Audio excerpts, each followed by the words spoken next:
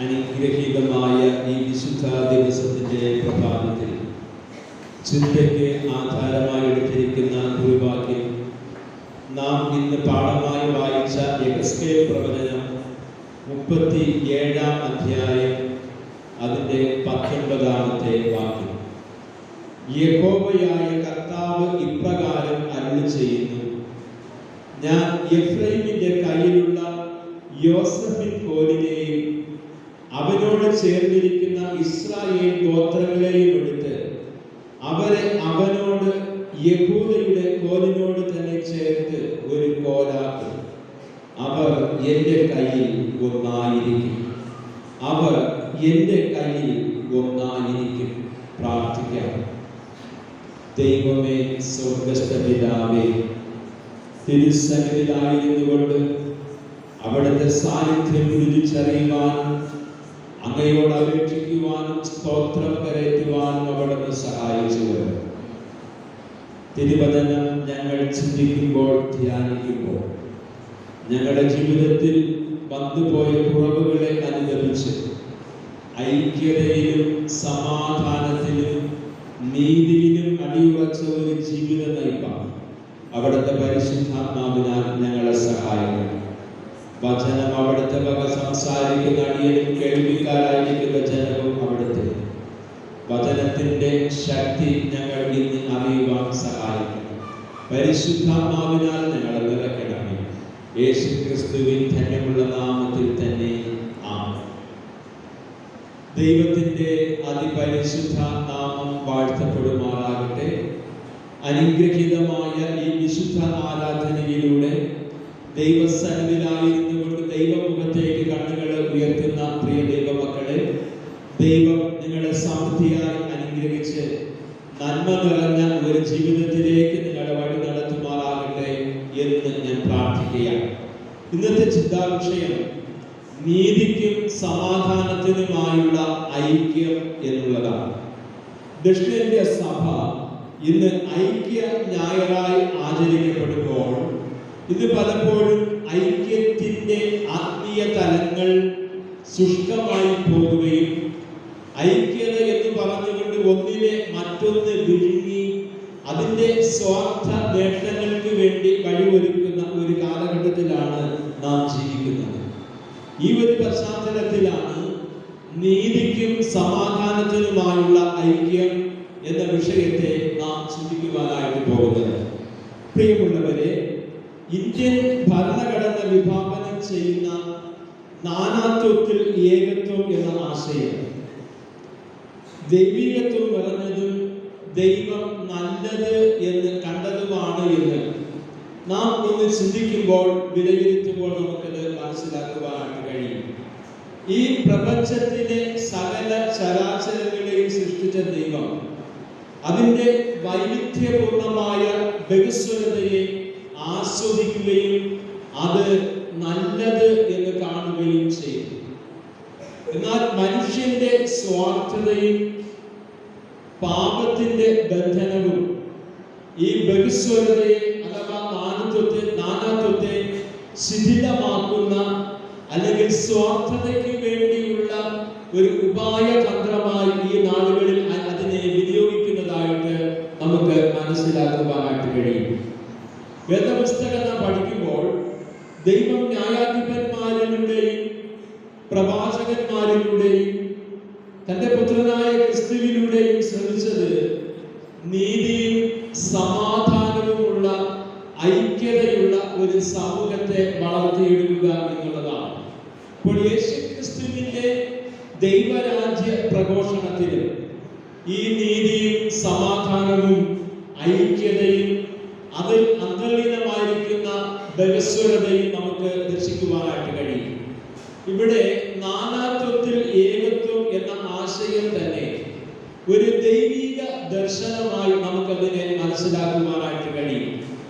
വൈവിധ്യങ്ങൾ നിറഞ്ഞതായ ലോകം, ബഹുസ്വരതയുള്ളതായ ഒരു മാനവ സമൂഹം, ഇത് ദൈവത്തിന്റെ സൃഷ്ടിയാണ്. അപ്പോൾ ദൈവത്തിന്റെ സൃഷ്ടി വ്യത്യസ്തത പുലർത്തുമ്പോഴും അവരെ ഒന്നിപ്പിക്കുന്ന ഒന്നിപ്പിക്കുന്ന ഒരു ഏകത്വം എന്ന ദൈവിക ദർശനമാണ് ഈ നാളുകളിൽ നാം ചിന്തിക്കേണ്ടത്. ഇന്ന് ലോകം നാനാത്വത്തിൽ ഏകത്വം എന്നുള്ളതായ ഒരു അനുഭവത്തിലേക്ക് നമ്മുടെ ഭാരത സംസ്കാരവും അതിന്റെ ഭരണഘടനയും എഴുതപ്പെട്ടിരിക്കുന്നു. എന്നാൽ ഇന്ന് സംഭവിച്ചുകൊണ്ടിരിക്കുന്നതായ മൂല്യച്യുതികൾ എന്ന് പറയുന്നത് ഈ വികസ്വരതയെ അല്ലെങ്കിൽ ഒരു ബഹുലതയെ ഏകാധിപത്യത്തിന്റെ ഒരു അനുഭവത്തിലേക്ക് നയിക്കുന്നതായ ഒരു അനുഭവമാണ്. എന്നാൽ കർത്താവായ യേശു ഇവിടെ ദൈവവചനത്തിലൂടെ നമ്മെ പഠിപ്പിക്കുവാനാണ് ആഗ്രഹിക്കുന്നത്. ദൈവം സൃഷ്ടിച്ചതായ ഈ പ്രപഞ്ചത്തിന്റെ വൈവിധ്യങ്ങളും അതിന്റെ നാനാത്വങ്ങളും അതിന്റെ ബഹുലമായ സാഹചര്യങ്ങളെയും ഒന്നിപ്പിച്ചുകൊണ്ട് ഒരു ഐക്യതയുടെ അനുഭവത്തിലേക്ക് നിലനിൽക്കുക എന്നുള്ളതാണ്. അതിന് യേശു പറയുന്നത് ഒരു ആട്ടിൻകൂട്ടവും ഒരു ഇടയനുമായി തീരുന്നതായ ഒരു ഐക്യത്തിന്റെ ദർശനമാണ്. ഇന്ന് പലപ്പോഴും യേശുവിന്റെ ശുശ്രൂഷ നമുക്ക് മനസ്സിലാക്കുവാനായിട്ട് കഴിയുന്നത് ഒരു ആട്ടിൻകൂട്ടവും ഒരു ഇടയനും എന്നുള്ളതായ ദർശനം. യേശു ഒരിക്കൽ പറഞ്ഞു, ഈ തൊഴുത്തിൽ ഉൾപ്പെടാത്തതായ ആളുകളും എനിക്കുണ്ട്, അവയെയും ഞാൻ നടത്തേണ്ടതാണ്. ഇവിടെ ഒരു ഏകാധിപത്യത്തിന്റെ അനുഭവമല്ല, ഒരു ബഹുലത നിലനിൽക്കുന്ന സമൂഹത്തിൽ എല്ലാവരും ഒന്നായി തീരുന്ന ഒരു അനുഭവം. ഐക്യം, നീതി, സമാധാനം. ഇവിടെ ഇന്നത്തെ നമ്മുടെ ചിന്താവിഷയം എന്ന് പറയുന്നത് നീതിക്കും സമാധാനത്തിനുമായുള്ള ഐക്യം എന്നുള്ളതാണ്. അപ്പോൾ ഇത് മൂന്നും പരസ്പരം പൂരകങ്ങളായ ഒരു അനുഭവമായി നിലനിൽക്കുന്നു. ഒന്നില്ലാതെ മറ്റൊന്നില്ല എന്നുള്ള കാര്യം നമുക്ക് എല്ലാവർക്കും അറിയാം. ഈ ഒന്നിന്റെ നിലനിൽക്കുവാനുള്ള അവകാശത്തെ അനുവദിച്ചു കൊടുക്കലാണ് നീതി എന്ന് പറയുന്നത്. ഇന്ന് പലരുടെയും നിലനിൽപ്പ് ചോദ്യം ചെയ്യപ്പെടുന്ന ഒരു കാലഘട്ടം, അല്ലെങ്കിൽ ഒരു മതബഹുല സമൂഹമായി ഭാരത പശ്ചാത്തലത്തെ പൂർവികന്മാർ ക്രമീകരിക്കുകയും അതിനനുസരിച്ച് നാനാത്വത്തിൽ ഏകത്വം എന്നുള്ളതായ ആശയം ലോകത്തിന് മുന്നിൽ സമർപ്പിച്ച ഒരു ഭരണഘടനയാണ് നമ്മുടെ ഭരണഘടന. ഇവിടെ ഒന്നിന് മറ്റൊന്ന് തുണയായി നിൽക്കുന്ന ഒരു അനുഭവമാണ് നമുക്ക് മനസ്സിലാക്കുവാനായിട്ട് കഴിയുന്നത്. ഇന്നെന്നാൽ നമുക്കിവിടെ കാണുവാനായിട്ട് കഴിയുന്നത് ഒന്നിന്റെ നിലനിൽക്കുവാനുള്ള അവകാശത്തെ അനുവദിച്ചു കൊടുക്കാതിരിക്കുവാനുള്ള ചിന്തകളാണ് ഇന്നത്തെ ഭരണ നേതൃത്വം ചിന്തിച്ചുകൊണ്ടിരിക്കുന്നത്, പ്രാവർത്തികമാക്കുന്നത്. എന്നാൽ പ്രിയമുള്ളവരെ, ഈ ഒന്നിന്റെ നിലനിൽക്കുവാനുള്ള അവകാശത്തെ അനുവദിച്ചു കൊടുക്കുക എന്നുള്ളതാണ് നീതി എന്ന പദം കൊണ്ട് നമുക്കിവിടെ അർത്ഥമാക്കുവാനായിട്ട് കഴിയുന്നത്. അതുപോലെ തന്നെയാണ് സമാധാനം എന്ന് പറയുന്നത്. ഈ സമാധാനം യുദ്ധമില്ലാത്തതായ ഒരു അവസ്ഥയെ മാത്രം കുറിക്കുന്നതല്ല, എന്നാൽ പിന്നെയോ ദൈവവും മനുഷ്യനും പ്രപഞ്ചവും മനുഷ്യനും തമ്മിലുള്ള സഹവർത്തിത്വത്തെയാണ് സമാധാനം എന്ന പദം കൊണ്ട് അർത്ഥമാക്കുന്നത്. അതായത് ഈ ഭൂമി എല്ലാവർക്കും ജീവിക്കുവാനായി ദൈവം നൽകിയതാണ്. ഇവിടെ എല്ലാവർക്കും നിലനിൽക്കുവാനുള്ള അവകാശമുണ്ട്. ആരുടെയും നിലനിൽപ്പിനെ ചോദ്യം ചെയ്യുവാൻ ഈ ലോകത്ത് ആർക്കും അവകാശമില്ല എന്നുള്ളതാണ്. മാത്രമല്ല, അതൊരു സമാധാന സമൂഹമായി മാറ്റപ്പെടണമെങ്കിൽ ഒന്നാമത് ദൈവവും മനുഷ്യനുമായ ഒരു നിരപ്പിന്റെ അനുഭവം, രണ്ടാമത് മനുഷ്യനും പ്രപഞ്ചവുമായ ഒരു നിരപ്പിന്റെ അനുഭവം, മൂന്നാമത് മനുഷ്യനും തമ്മിലുള്ളതായ ഒരു നിരപ്പിന്റെ അനുഭവം പ്രാവർത്തികമായി തീരുമ്പോഴാണ് നീതിയും സമാധാനവുമുള്ള ഒരു ഐക്യതയുള്ള സമൂഹമായി നമുക്ക് നിലനിൽക്കുവാനായിട്ട് കഴിയുന്നത്. ഇവിടുത്തെ ഒന്നാമത്തെ ചിന്ത ഐക്യത, ഒന്നിച്ചു നിൽക്കുവാനുള്ള ദൈവത്തിന്റെ ക്ഷണമാണ്. അപ്പോൾ പ്രിയമുള്ളവരെ, നമ്മുടെ മനസ്സിലാക്കുക, ഐക്യത എന്ന് പറയുമ്പോൾ ഒന്നിച്ച് നിൽക്കുക എന്നുള്ള ഒരു ചിന്തയാണ് നമുക്കിവിടെ നൽകുന്നത്. നാം ഇന്ന് പാഠമായി വായിച്ച യെഹെസ്കേൽ പ്രവചനത്തിൽ ദൈവം പ്രവാചകനോട് പറയുന്നത്, നീ ഒരു കോൽ എടുത്ത് അതിനെ യഹൂദയും അവനോട് ചേർന്ന് നിൽക്കുന്ന ഇസ്രായേലും എന്നും മറ്റൊരു കോൽ എടുത്ത് അതിൽ എഫ്രൈമിന്റെ ജോസഫിനും അവനോട് ചേർന്ന് നിൽക്കുന്ന ഇസ്രായേലും എന്ന് എഴുതുക എന്ന് പറയുകയാണ്. പിന്നെ നീ അവയെ ഒരു കോലായി ഒന്നോട് ഒന്ന് ചേർക്കുക. അവ നിന്റെ തീരും എന്നുള്ളതാണ്. പ്രിയമുള്ളവരെ, ഇവിടെ രണ്ടായി നിൽക്കുന്നതിനെ ഒന്നിപ്പിക്കുന്ന ഒരു ആത്മീയ ചിന്തയാണ് യഹോവയാകുന്ന ദൈവം യെഹെസ്കേൽ പ്രവാചകനിലൂടെ പറയുന്നത്. ഇവിടെ ഒരു ലയനമല്ല നമ്മൾ മനസ്സിലാക്കുന്ന ആധുനിക കാലഘട്ടങ്ങൾ ഇന്ന് ലയനത്തിന്റെ കാലങ്ങളാണ്. നമുക്കറിയാമല്ലോ, ലയനം എന്ന് പറയുമ്പോൾ നമുക്കറിയാമല്ലോ, ഒന്ന് മറ്റൊന്നിനെ വിഴുങ്ങിക്കളയുന്ന അനുഭവങ്ങളാണ്. എന്നാൽ ഇവിടെ ദൈവം ആഗ്രഹിക്കുന്നത് അപ്രകാരത്തിലുള്ള ഒരു ഐക്യതയല്ല. ഇവിടെ ദൈവം പറയുന്നത്, നീ ഒരു കോൽ എടുക്കുക, ആ കോലിൽ യഹൂദയ്ക്കും ഇസ്രായേൽ ജനത്തിനും എന്ന് എഴുതുക. നീ മറ്റൊരു കോൽ എടുക്കുക, അതിൽ ഇസ്രായേലിനും അവനോട് ചേർന്നിരിക്കുന്ന ഇസ്രായേൽ ജനത്തിനും എന്ന് എഴുതുക. ഇത് രണ്ടും നീ ഒന്നായി ചേർത്ത് പിടിക്കുക, അത് നിന്റെ കയ്യിൽ ഒന്നായി തീരും എന്നുള്ളതാണ്. അപ്പോൾ ഇവിടെ ദൈവം പറഞ്ഞിരിക്കുന്ന ഉപമയിൽ ഈ കോൽ എന്ന് പറയുന്നത് ഒരു ഖരപദാർത്ഥമാണ്.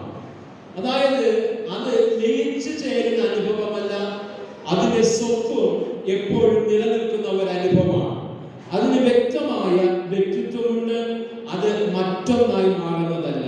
അപ്പോൾ ഒന്ന് മറ്റൊന്നിന്റെ മേൽ ആധിപത്യമോ ഒന്ന് മറ്റൊന്നിന്റെ മേൽ വിധേയത്വമോ ഉണ്ടാക്കുന്നതായ ഒരു അനുഭവമല്ല ഇവിടെ ഐക്യം എന്നതുകൊണ്ട് ദൈവം ആഗ്രഹിക്കുന്നത്. ഈ ഒന്നും ഒന്നായി തീരുന്ന, തങ്ങളുടെ വ്യക്തിത്വം കാത്തു സൂക്ഷിക്കുകയും മറ്റൊന്നിനും വിധേയപ്പെടാത്ത, ഒന്നിന്റെ ആധിപത്യം ഉൾക്കൊള്ളാത്തതായ ഒരു ഐക്യതയുടെ അനുഭവമാണ് നമുക്കിവിടെ കാണുവാനായിട്ട് കഴിയുന്നത്. ഇവിടെ ബഹുലത ഐക്യത്തിന് തടസ്സമാകുന്നില്ല എന്നുള്ള കാര്യം നാം മറന്നു പോകരുത്.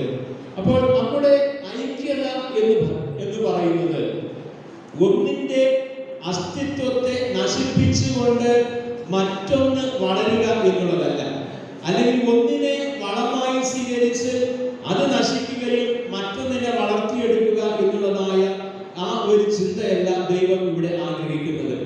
ദൈവം ഇവിടെ ആഗ്രഹിക്കുന്നത് ഈ രണ്ടായിരിക്കുന്ന അനുഭവങ്ങളെ ദൈവത്തിന്റെ കരങ്ങളിൽ ഒന്നായി ചേർന്ന് രണ്ടിന്റെയും അസ്തിത്വവും വ്യക്തിത്വവും കാത്തു സൂക്ഷിക്കുന്ന അനുഭവങ്ങൾ. അതായത് ആളത്വങ്ങൾ നഷ്ടപ്പെടാതെ സ്നേഹത്തിന്റെ ഐക്യപ്പെട്ടിരിക്കുന്ന ഒരു അനുഭവത്തെ കുറിച്ചാണ് ഇവിടെ ദൈവം വചനത്തിലൂടെ ഐക്യതയിലേക്കുള്ള ക്ഷണം എന്ന ചിന്തയിലൂടെ നമുക്ക് പകർന്നു തരുന്ന ചിന്തകൾ. ഇവിടെ വ്യത്യസ്തതകളും പാരമ്പര്യങ്ങളും ചരിത്രപരമായ യാഥാർത്ഥ്യങ്ങളും നാം അംഗീകരിച്ചുകൊണ്ട് ഒരുമിച്ച് നിൽക്കുവാനുള്ള വിശാലമായ ഒരു കാഴ്ചപ്പാടാണ് ഐക്യത എന്ന് പറയുന്ന അനുഭവത്തിലൂടെ സംജാതമാകേണ്ടത് എന്നാകുന്നു വചനം നമ്മെ പഠിപ്പിക്കുന്നത്. ഇവിടെ നാനാത്വത്തിൽ ഏകത്വം എന്ന ഇന്ത്യൻ ഭരണഘടന നമ്മെ പഠിപ്പിക്കുമ്പോൾ ഇന്ന് പലപ്പോഴും ജാതിയുടെയും മതത്തിന്റെയും വർഗത്തിന്റെയും അതേ ഭാഷയുടെ പേരിൽ ഭിന്നിച്ചു നിൽക്കുന്നതായ അനുഭവങ്ങൾ നമ്മുടെ രാഷ്ട്രത്തിൽ നിലനിൽക്കുന്നു എന്നുള്ളത് നമുക്ക് വിസ്മരിക്കുവാൻ പാടുള്ളതല്ല. പലപ്പോഴും ഒന്നിന്റെ ആധിപത്യത്തിന് കീഴിൽ അകപ്പെട്ടു പോകുന്നതായ വ്യക്തിത്വങ്ങൾ പലപ്പോഴും പലതിന്റെയും നിലനിൽപ്പിനെ ചോദ്യം ചെയ്യപ്പെടുകയും അവയെ ചവിട്ടി മതിക്കപ്പെടുന്നതായ അനുഭവങ്ങളിലേക്ക് ഐക്യത വളർന്നുകൊണ്ടിരിക്കുന്നതായ സാഹചര്യങ്ങൾ. ഇത്തരത്തിലുള്ളതായ വിഭാഗീയതകളല്ല ഐക്യത എന്ന് പറയുന്നത്. ഐക്യത എന്ന് പറയുന്നത് നാം നമ്മുടെ പ്രതിജ്ഞയിലൂടെ ഏറ്റുചൊല്ലുന്നത് പോലെ ഇന്ത്യ എൻ്റെ രാജ്യമാണ്, എല്ലാ ഇന്ത്യക്കാരും എൻ്റെ സഹോദരി സഹോദരന്മാരാണ്. ഇവിടെ ഒരു സമഭാവനയുടെ ഐക്യതയാണ് കുറിക്കുന്നത്. പ്രിയമുള്ളവരെ, ഈ ഒരു ഐക്യതയാണ് ഇന്നിന്റെ ആവശ്യം. ഇന്ന് പലപ്പോഴും ഈ ഒരു ഐക്യത നഷ്ടപ്പെട്ടു പോകുന്ന അനുഭവങ്ങൾ. ഭരിക്കുന്നവർ ഞാനെന്ന ഭാവത്തോടെ സ്വാർത്ഥത മാത്രം ലക്ഷ്യം വെച്ച് അഹംഭാവത്തോടുകൂടെ നിലനിൽക്കുന്നത് നാം ഇന്ന് കണ്ടുകൊണ്ടിരിക്കുന്നതായ യാഥാർത്ഥ്യങ്ങളാണ്. ഇവിടെ പൗലോസിന്റെ ചിന്ത വളരെ വ്യക്തമാണ്. ഫിലിപ്പിയർക്ക് എഴുതിയ ലേഖനം 2-ാം അധ്യായത്തിന്റെ 3-ാം വാക്യത്തിൽ പറയുന്നു, ശാഠ്യത്താലോ ദുരഭിമാനത്താലോ ഒന്നും ചെയ്യാതെ ഓരോരുത്തൻ താഴ്മയോടെ മറ്റുള്ളവരെ തന്നെക്കാൾ ശ്രേഷ്ഠൻ എന്ന് എണ്ണിക്കൊള്ളുവിൻ എന്നുള്ളതാണ്. താൻ മാത്രം വലിയവനെന്ന് അവകാശപ്പെടുന്നതായ രാഷ്ട്രീയ സംഹിതകളും മതസംഹിതകളും ഇന്ന് ശക്തി പ്രാപിച്ചു വരുമ്പോൾ ഇവിടെ പൗലോസ് പറയുന്നത് ശാഠ്യത്താലോ ദുരഭിമാനത്താലോ ഒന്നും ചെയ്യാതെ ഓരോരുത്തൻ താഴ്മയോടെ, അതായത് വിനയത്തോടെ മറ്റുള്ളവരെ തന്നെക്കാൾ ശ്രേഷ്ഠൻ എന്നെടുമ്പോൾ നാം ഈ ഐക്യതയുടെ അനുഭവത്തിലേക്ക് വളരുകയാണ് ചെയ്യുന്നത്. രണ്ടാമത്തെ ചിന്ത, ഐക്യത ദൈവിക പദ്ധതിയിലേക്കുള്ള ഒരു ക്ഷണമാണ് എന്നുള്ളതാണ്. യെഹെസ്കേൽ പ്രവചനം 37-ാം അധ്യായത്തിന്റെ 19-ാം വാക്യത്തിന്റെ അവസാന ഭാഗം, അവർ എന്റെ കയ്യിൽ ഒന്നായിരിക്കും എന്ന് രേഖപ്പെടുത്തിയിരിക്കുകയാണ്. അപ്പോൾ ഇവിടെ ദൈവം ആഗ്രഹിക്കുന്നത് ജനമെല്ലാവരും ദൈവത്തിന്റെ കയ്യിൽ ഒന്നായിരിക്കുന്ന അനുഭവം. അപ്പോൾ ഇസ്രായേൽ രാജ്യത്തിന്റെ ആവിർഭാവം ദൈവിക പദ്ധതിയാണ്. പ്രിയമുള്ളവരെ, കൽദയരുടെ ഊരിൽ നിന്നും അബ്രഹാമിനെ വിളിച്ചു വേർതിരിച്ച് പാലും തേനും ഒഴുകുന്ന കനാൻ ദേശത്തിലേക്ക് കൊണ്ടുവരുന്നു. അവിടെ നിന്ന് മിസ്രൈമിലേക്ക് കടന്നു പോകുന്ന ഈ അബ്രഹാമിന്റെ സന്തതികൾ അവിടെ അടിമകളാക്കപ്പെടുന്നു. ആ അടിമത്തത്തിൽ നിന്നും മോശ മുഖാന്തരം അവർക്ക് വിടുതൽ നൽകി വീണ്ടും കനാൻ ദേശത്തേക്ക് കൊണ്ടുവന്ന് ആ ദേശം അവർക്ക് അവകാശമാക്കി നൽകി. ശലോമോന്റെ കാലം വരെ ഒരു ഐക്യരാഷ്ട്രമായി ഇസ്രായേൽ ജനം നിലനിന്നു. ഒരു ജനമായി, ഒരു ജനതയായി അവർ ദൈവമക്കൾ എന്ന അവകാശത്തോടുകൂടെ തന്നെ നിലനിൽക്കുന്നതായി കാണാം. എന്നാൽ BC 931 ശേഷം ഈ ഐക്യം ശിഥിലമായി ഇസ്രായേൽ രണ്ട് രാജ്യങ്ങളായി മാറ്റപ്പെടുകയാണ് ചെയ്തത്. ഒന്ന് തെക്കൻ രാജ്യം യഹൂദ എന്നും രണ്ട് വടക്കൻ രാജ്യം ഇസ്രായേൽ എന്നും അറിയപ്പെടുന്നു. ഇതിൽ ഇസ്രായേൽ രാജ്യം ജനസംഖ്യ വളരെ കുറഞ്ഞത്, പരസ്പരം കലഹിച്ചുകൊണ്ട് നിൽക്കുന്നതായ ഒരു രാഷ്ട്രവുമായിരുന്നു. BC 722 അസീറിയ രാജ്യം ഇവരെ ആക്രമിച്ച് കീഴടക്കി അടിമകളാക്കി തീർത്തു. തുടർന്ന് യഹൂദയെ ബാബിലോൺ സാമ്രാജ്യം ആക്രമിച്ച് അവരെയും അടിമകളാക്കി തീർക്കുന്നു. ഇവിടെ ഇസ്രായേൽ ജനം ഒന്നായി നിന്നപ്പോൾ അവർ വളരെ ശക്തമായ ഒരു രാഷ്ട്രമായിരുന്നു. അവരെ ആർക്കും തകർക്കുവാനായി കഴിഞ്ഞില്ല.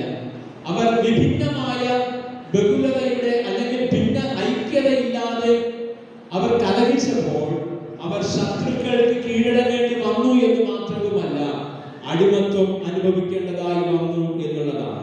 അപ്പോൾ ഐക്യതയിൽ ഒന്നിച്ചു നിൽക്കേണ്ടതായ ജനം ഭിന്നിച്ചപ്പോൾ അവരുടെ അസ്തിത്വത്തെ ചോദ്യം ചെയ്യപ്പെടുന്ന, അവരുടെ നിലനിൽപ്പിന് തന്നെ കോട്ടം സംഭവിക്കുന്ന, അതേ സാമ്രാജ്യത്തിൽ അധികാരികളായിരുന്നവർ അടിമകളായി തീരുന്ന അനുഭവത്തിലേക്ക് കടന്നു വരികയാണ് ചെയ്തത്. ഇത് ആധുനിക ചരിത്രം നമ്മെ പഠിപ്പിക്കുന്നത് നമ്മുടെ ജീവിതവും ഇപ്രകാരം തന്നെയാണ്. ഐക്യതയോടുകൂടെ സഭ ഒന്നായി നിന്നപ്പോൾ വളരെ ശക്തമായ ശുശ്രൂഷകളിലൂടെ ദേശത്തിന് പ്രകാശം പരത്തുവാനായിട്ട് സാധിച്ചു. വിഭിന്നമായ അനേകം സഭയിലേക്ക് കടന്നു വന്നപ്പോൾ അവിടെ അടിമത്തത്തിന്റെയും പോരായ്മകളുടെയും അനുഭവങ്ങളാണ് നിലനിൽക്കുന്നത്. അപ്പോൾ ദൈവജനം ഈ ഐക്യതയിലേക്ക് ഒന്നിച്ചു വരിക എന്നുള്ളത് ഒരു ദൈവിക പദ്ധതി എന്നാകുന്നു ദൈവത്തിന്റെ വചനം നമ്മെ പഠിപ്പിക്കുന്നത്. അതുകൊണ്ട് ദൈവത്തിന്റെ അരുളപ്പാട് പ്രവാചകനിലൂടെ നൽകുന്നത് എന്ന് പറഞ്ഞാൽ അവർ എന്റെ കയ്യിൽ ഒന്നായി തീരുന്ന അനുഭവം. ജനം തന്റെ സൃഷ്ടിതാവായ ദൈവത്തിലേക്ക് മടങ്ങി വന്ന് ഒരാട്ടിൻകൂട്ടവും ഒരിടയനും എന്നുള്ളതായ ആത്മീയ ദർശനത്തിലേക്ക് വളരുമ്പോൾ നാം എല്ലാവരും ദൈവത്തിന്റെ കയ്യിൽ ഒന്നായി തീരുന്ന ഐക്യതയുടെ ഒരു അനുഭവമാണ് ഇവിടെ പ്രവാചകൻ ദർശിക്കുന്നത് എന്നുള്ളതാണ്. സഭ എന്നത് മാത്രമല്ല, കുടുംബങ്ങളായാൽ പോലും സമൂഹമായാലും രാഷ്ട്രമായാലും ഒന്നിച്ചു നിൽക്കുവാനുള്ള ഏക ഉപാധി ദൈവത്തിൽ ആശ്രയിക്കുക എന്നുള്ളത് തന്നെയാണ്. ഇവിടെ പ്രവാചകൻ പറയുന്നത് ദൈവത്തിന്റെ കരങ്ങളിൽ എല്ലാവരും ഒന്നായി തീരുന്ന ഒരു അനുഭവമാണ്. പ്രിയമുള്ളവരെ, നമ്മുടെ CSI സഭ എന്ന് പറയുന്നത് ഒരു ഐക്യ സഭയാണ്. അനേകം ചെറിയ ചെറിയ സഭകൾ ഐക്യതയിലേക്ക് കടന്നു വന്നാണ് ദക്ഷിണേന്ത്യ സഭ രൂപം കൊണ്ടത്. ഈ ഐക്യ സഭ ദൈവകരങ്ങളിൽ ഒന്നായി തീരുന്നു എന്നുള്ളത്. അതുകൊണ്ടാണ് CSI ആപ്തവാക്യമായിരിക്കുന്ന എല്ലാവരും ഒന്നായി തീരുന്ന ഒരു അനുഭവം. നമ്മുടെ ജീവിതത്തിൽ ഭിന്നതകൾ മറന്ന്, നമ്മുടെ ജീവിതത്തിൽ നാം എല്ലാവരും ഒരിടയനും ഒരാട്ടിൻകൂട്ടവും എന്ന ദർശനത്തോടെ ദൈവത്തിന്റെ കരങ്ങളിൽ ഒന്നായിത്തീരുന്ന ഒരു അനുഭവമാണ് ഈ നാളുകളിൽ നമുക്ക് ഏറ്റവും അത്യന്താപേക്ഷിതമായിരിക്കുന്നത്. മൂന്നാമത്തെ ചിന്ത ഐക്യത ഉൾക്കൊള്ളുവാനുള്ള ക്ഷണമാണ്. ഐക്യത ഉൾക്കൊള്ളുവാനും അംഗീകരിക്കുവാനുമുള്ള ഒരു മനോഭാവമാണ്. ഇത് പലപ്പോഴും ഞാൻ എന്ന ഭാവത്തോടെ ഞാൻ പ്രവർത്തിക്കുമ്പോൾ മറ്റുള്ളവരോട് ഐക്യപ്പെടുവാനുള്ള ഒരു മനോഭാവത്തിൽ നിന്നും ഞാൻ വ്യതിചലിക്കുന്നു. എന്റെ സ്വാർത്ഥ താല്പര്യങ്ങൾക്ക് ഞാൻ പ്രാമുഖ്യം കൊടുക്കുമ്പോൾ അപരനെ അംഗീകരിക്കുവാനുള്ള മനസ്സ് എനിക്കില്ലാതെ പോകുന്നു. അവിടെയാണ് അനൈക്യം ആരംഭിക്കുന്നത്. ഇപ്പോൾ അനൈക്യം ആരംഭിക്കുന്നത് നമ്മുടെ ഹൃദയങ്ങളിലാണ്. പ്രിയമുള്ളവരെ, നാം മറന്നു പോകരുത്. എന്റെയും നിങ്ങളുടെയും ഹൃദയങ്ങളിൽ ആരംഭിച്ച് അത് നമ്മളുടെ പുറത്തു വന്ന് ഞാൻ എന്ന ഭാവത്തോടെ ദൈവാലയത്തിലായാലും നമ്മുടെ ഭവനത്തിലായാലും സമൂഹത്തിലായാലും നാം നിൽക്കുമ്പോഴാണ് പലപ്പോഴും നമുക്ക് ഈ ഐക്യത ഇല്ലായ്മ അഥവാ അനൈക്യം സംഭവിക്കുന്നത്. ഇത് നാം പാഠമായി വായിച്ച മത്തായി എഴുതിയ സുവിശേഷം 5-ാം അധ്യായത്തിൽ 24-ാം വാക്യത്തിൽ യേശു പറഞ്ഞത്, ഒന്നാമത് ചെന്ന് സഹോദരനോട് നിരന്നുകൊള്ളുക, പിന്നെ വന്ന് വഴിപാട് കഴിക്കുക എന്നുള്ളതാണ്. അവിടെ യേശു പറയുന്നത്, ഒരുവൻ വഴിപാടുമായി ദൈവസന്നിധിയിലേക്ക് കടന്നു വരുമ്പോൾ അവന്റെ ഹൃദയത്തിൽ തന്റെ സഹോദരനോട് എന്തെങ്കിലും ഉണ്ട് എന്ന് തോന്നിയാൽ വഴിപാട് അവിടെ വച്ചേച്ച് ഒന്നാമത് ചെന്ന് സഹോദരനോട് നിരന്നുകൊള്ളുക, പിന്നെ വന്ന് വഴിപാട് കഴിക്കാം എന്നാണ് യേശു പറഞ്ഞത്. ഇവിടെ യേശു പറഞ്ഞിരിക്കുന്നത്, സഹോദരനെ സഹോദരനായി അംഗീകരിച്ചതിന് ശേഷം നീ ദൈവത്തെ ആരാധിക്കുക. പ്രിയമുള്ളവരെ, നാം മനസ്സിലാക്കണം, സഹോദരനെ സഹോദരനായി അംഗീകരിച്ചതിന് ശേഷമായിരിക്കണം നാം ദൈവത്തെ ആരാധിക്കുവാനായിട്ട് കടന്നു വരേണ്ടത്. യേശു പറഞ്ഞത്, കാണുന്ന സഹോദരനെ സ്നേഹിക്കാത്തവനെങ്ങനെ കാണപ്പെടാത്ത ദൈവത്തെ സേവിക്കുവാൻ കഴിയും? അതുകൊണ്ട് നാം ഈ ആരാധനയിലേക്ക് കടന്നു വരുമ്പോൾ ഒരുമനപ്പെട്ട് ക്രിസ്തുവിന്റെ ശരീരമായിരിക്കുന്ന സഭയിലെ അവയവങ്ങളായിരിക്കുന്ന നാം ഒരുമിച്ച് ദൈവത്തെ ആരാധിക്കുമ്പോൾ ഐക്യതയുടെ അനുഭവം നമ്മുടെ ഹൃദയത്തിൽ ആവിർഭവിക്കേണ്ടതായിട്ടുണ്ട്. സഹോദരനോട് എന്തെങ്കിലും ഉണ്ടെങ്കിൽ അവനെ ഒരു നിരപ്പിന്റെ അനുഭവത്തിലേക്ക് കടന്നു വന്നതിന് ശേഷം നാം ദൈവത്തെ ആരാധിക്കുവാൻ നിയോഗിക്കപ്പെട്ടവരാണ്. അപ്പോൾ നീ പോയി നിന്റെ സഹോദരനോട് നിരന്നുകൊണ്ടില്ല എങ്കിൽ സഹോദരൻ നിനക്ക് പ്രതിയോഗിയായി മാറുമെന്ന് യേശു തന്റെ സുവിശേഷത്തിലൂടെ നമ്മെ പഠിപ്പിക്കുന്നു. ഒന്നാമത് നീ ചെന്ന് നിന്റെ സഹോദരനോട് നിരന്നുകൊള്ളുക. നീ നിന്റെ സഹോദരനോട് നിരന്നുകൊണ്ടില്ല എങ്കിൽ ഈ സഹോദരൻ നിനക്ക് പ്രതിയോഗിയായി മാറും. പിന്നെ നീ ന്യായാധിപന്റെ മുൻപിലും സേവകന്റെ മുൻപിലും ഒടുവിൽ നീ തടവിലുമായി പോകുമെന്നാണ് യേശു ഇവിടെ പഠിപ്പിക്കുന്നത്. അപ്പോൾ ഐക്യത എന്ന് പറയുമ്പോൾ ഉൾക്കൊള്ളുവാനുള്ള ഒരു മനോഭാവം, ഞാനെന്ന ഭാവമല്ല. പൗലോസ് പറയുന്നത് തന്നെ തന്നെ താഴ്ത്തി മറ്റുള്ളവനെ ശ്രേഷ്ഠൻ എന്ന് അംഗീകരിക്കുന്ന ഒരു മനോഭാവമാണ്. ഇവിടെ യേശു നൽകുന്ന മുന്നറിയിപ്പ് നാം അവഗണിക്കരുത്. സഹോദരനോട് നിന്നോട് എന്തെങ്കിലും ഉണ്ടെങ്കിൽ ഒന്നാമത് ചെന്ന് അവനോട് നിരന്നുകൊള്ളുക. അല്ലെങ്കിൽ ഈ സഹോദരൻ നിനക്ക് പ്രതിയോഗിയായി ഭവിക്കുമെന്നുള്ള കാര്യം മറന്നു പോകരുത്. പലപ്പോഴും നമ്മുടെ ചിന്തകളും നമ്മുടെ പ്രവൃത്തികളും നമ്മുടെ മനോഭാവങ്ങളും നമ്മുടെ സഹോദരനെ നമ്മുടെ പ്രതിയോഗിയാക്കി മാറ്റിയിരിക്കുകയാണ്. സഹോദരന്റെ പ്രതിയോഗി എന്നുള്ള മനോഭാവത്തോടുകൂടി ആരെങ്കിലും ദൈവസന്നിധിയിലായിരിക്കുന്നുവെങ്കിൽ അത് ഒരിടയനും ഒരാട്ടിൻകൂട്ടും എന്ന ദൈവിക ദർശനത്തിന് തുരങ്കം വയ്ക്കുന്ന ക്രിസ്ത്യാനികളാണ് ഞാൻ നിങ്ങൾ എന്നുള്ള കാര്യം മറന്നു പോകരുത്. അതുകൊണ്ട് പ്രിയമുള്ളവരെ, നാം സഹോദരനോട് ഒരു നിരപ്പിന്റെ അനുഭവത്തിലേക്ക്, ഒരു ഐക്യതയുടെ അനുഭവത്തിലേക്ക് കടന്നു വരണം. സഹോദരനോട് കോപിച്ചാൽ ന്യായവിധിക്കും, നിസ്സാരമെന്ന് പറഞ്ഞാൽ അഗ്നി നരകത്തിനും യോഗ്യനാകുമെന്ന് യേശു ഇവിടെ പഠിപ്പിക്കുകയാണ്. സഹോദരനെ ഉൾക്കൊള്ളുവാനും സഹോദരനോട് ക്ഷമിക്കുവാനും നമുക്ക് കഴിയുമ്പോഴാണ് നീതിയും സമാധാനവുമുള്ള ഐക്യതയിലേക്ക് വളരുവാൻ ദൈവം നമ്മെ സഹായിക്കുന്നത്. ആ ഒരു അനുഭവത്തിലേക്ക് കടന്നു വരുവാൻ ദൈവം തന്റെ പരിശുദ്ധാത്മാവിനാൽ നമ്മെ ഓരോരുത്തരെയും വഴി നടത്തുമാറാകട്ടെ. ആമേൻ.